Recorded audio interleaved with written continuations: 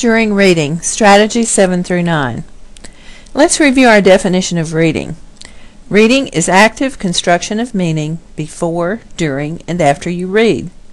We've looked at 6 before reading strategies, such as setting a purpose for reading, previewing, and activating and building background knowledge.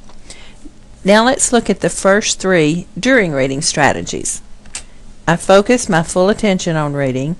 I constantly monitor my comprehension. When I notice my comprehension is broken down, I know how to fix it. Let's start with these profound words from St. Augustine, a famous 4th century scholar, teacher, philosopher, and theologian. Great is the power of memory, exceedingly great. O my God, a spreading and limitless room within me. Who can reach its uttermost depths? Here are men going afar to marvel at the heights of mountains, the mighty waves of the sea, the long courses of great rivers, the vastness of the ocean, the movement of the stars. Yet they leave themselves unnoticed. St. Augustine marveled at the complexity of the human mind centuries ago. Today, we know much more about the brain and memory and how to use that knowledge in the learning process. These during reading strategies will help you take advantage of the newest brain knowledge when you read. Let's consider strategy number 7. I focus my full attention on reading. Reading is an extremely complex thinking process that requires our full attention if we wish to achieve certain goals. If we want to comprehend at the deep levels required for success in college work, if we want to comprehend at the deep levels where reading changes us, growing us as human beings and growing our brains, literally making us smarter, then we need to focus our full attention. Our brain is made up of millions of cells called neurons. These neurons have branches called dendrites, a word that comes from the Greek root meaning tree-like. Dendrites reach out and connect electrochemically with dendrites of other neurons, forming a network of knowledge, a tree of knowledge, if you will. The more connections we have, the more we can remember.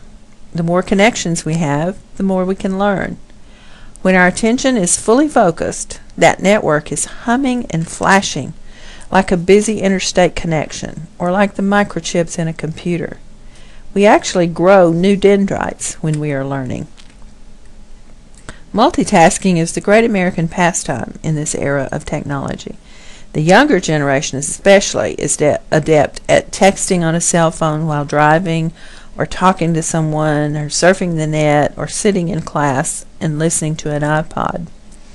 But research is confirming that the quality of what we are doing is diminished when we are trying to attend to more than one thing.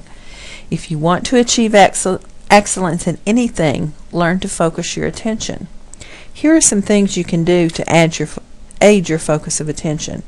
Remember, you are the only one who can control your attention. Choose a place to read that is free of distractions, especially people. Turn off TV, radio, iPods, cell phones, anything that distracts. Choose a place to read when your mind is fresh and your body is not tired or hungry. Finally, manage stress. Stress is a huge distractor. Learn ways to calm yourself and deal with stress. Learn to notice how it is interfering with your focus and to put it aside temporarily. Do whatever you need to do to minimize stress's impact on your attention. Now let's consider strategy number 8. I constantly monitor my comprehension.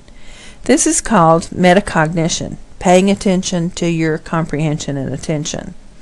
We've all had the experience of reading for some period of time and then suddenly we realize we have no idea what we just read, or we might be reading something very complicated and we get to a certain point and realize that we're lost. This is a huge waste of our valuable time. The quicker we can notice the lack of comprehension, the better.